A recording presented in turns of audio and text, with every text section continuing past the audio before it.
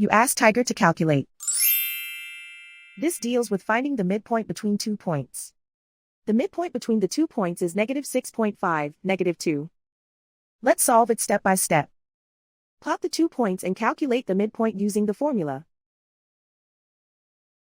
The coordinates of point 1 are x1 equals 9, y1 equals -10. The coordinates of point 2 are x2 equals -22, y2 equals 6. PM represents the midpoint of the 2 points.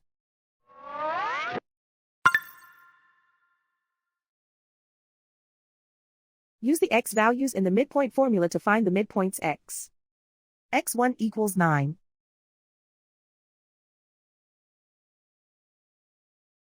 x2 equals -22. Simplify the arithmetic.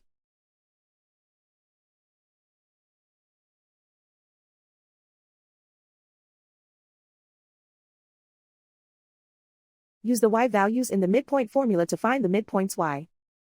y1 equals -10.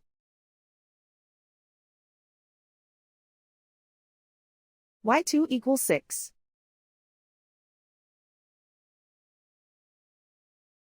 Simplify the arithmetic.